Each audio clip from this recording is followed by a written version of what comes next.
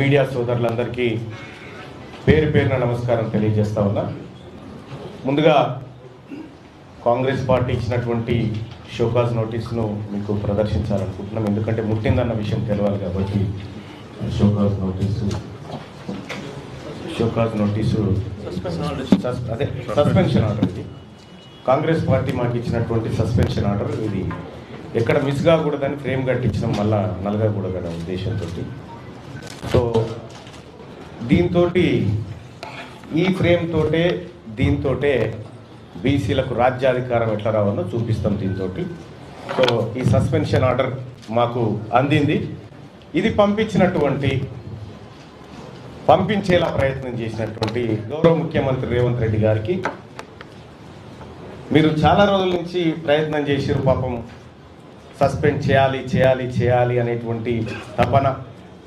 మొన్న కరీంనగర్ మీటింగ్ పోతుంటే కూడా కారు ఎక్కినాక కూడా మళ్ళీ మహేష్ కుమార్ గౌడ్ గారిని రిక్వెస్ట్ చేసి ఈ 1-2 డేస్లో చేయాలన్నా ఇట్లన్నా చేసి అని చెప్పి మీరు తాపత్రయపడుతున్నటువంటి విషయంలో నేను అర్థం చేసుకోగలుగుతా మీ బాధ.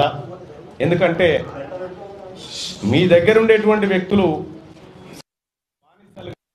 ఉద్దేశం కావచ్చు, అది సహజంగానే మీరు కోరుకుంటారు. కానీ తీన్మార్ మల్లన్న విషయంలో కోరుకోవడమే మీరు చేసిన పొరపాటు. ఇక్కడ సస్పెన్షన్ అనేది తీన్మార్ మల్లన్న కాంగ్రెస్ పార్టీకి సంబంధించినటువంటి దానిపైన నాకు ఏ ఇబ్బంది లేదు, అది నా వ్యక్తిగతమైనటువంటి అంశం. కానీ ఫస్ట్ ఆఫ్ ఆల్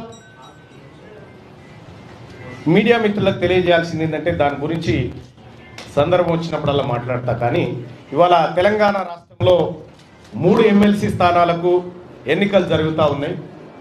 ఈ ఎమ్మెల్సీ ఎన్నికల్లో బీసీ అభ్యర్థులను మరింత ఉత్సాహంగా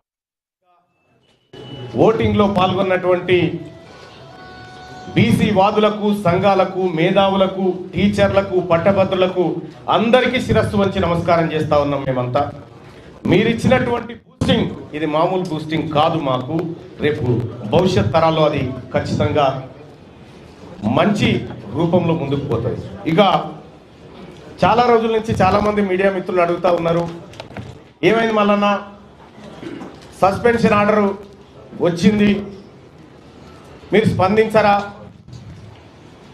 ఎప్పుడు స్పందిస్తారనేటువంటి మాట చాలామంది మిత్రులు, నా సోదరులు కూడా చాలామంది ఫోన్ చేసి అడగడం జరిగింది. క్లియర్గా స్పందించాలని అనుకున్నా, అందరి సమక్షంలో స్పందించాలనుకున్నా. దానికోసమే ఇవాళ మీ అందరినీ ఇక్కడికి రమ్మని ఆహ్వానించడం జరిగింది. వచ్చి ఈ కార్యక్రమాన్ని కవర్ చేస్తున్నందుకు మరొకసారి ధన్యవాదాలు తెలియజేసుకుంటూనే, ఇక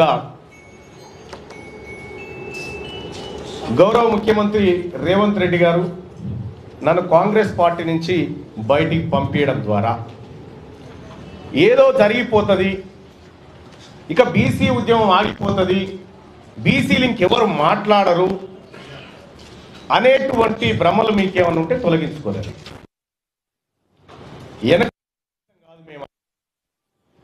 ఆధునీకరించబడి ఆలోచన మెరుగుపరుచుకొని వచ్చిన మలిదశ బీసీ ఉద్యమకారులం మేమంతా ఇప్పుడు పుట్టుకొచ్చిన వాళ్ళం. ఇవాళ అడిగింది ఏంది తీన్మార్ మల్లన్న? తీన్మార్ మల్లన్న అడిగింది కులగణన.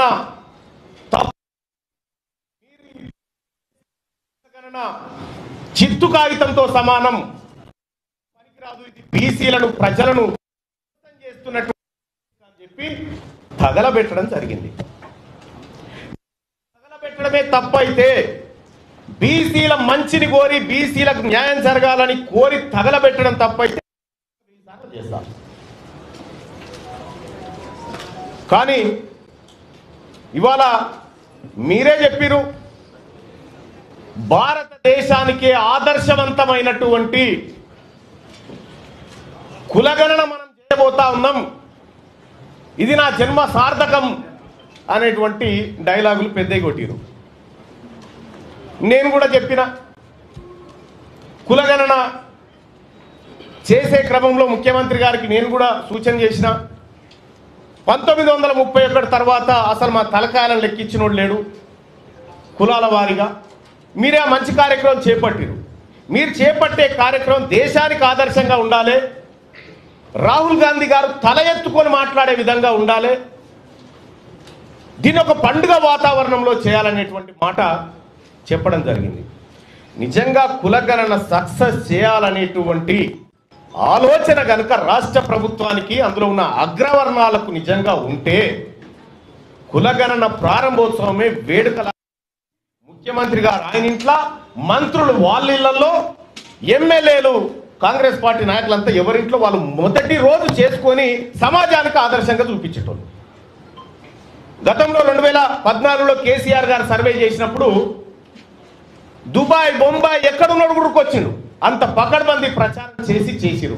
కానీ ఇవాళ తూతూ మంత్రంగా సమగ్ర కుటుంబ సర్వే అయిపోయే టైంకి పీరియడ్ ఎండ్ ఏది మొన్న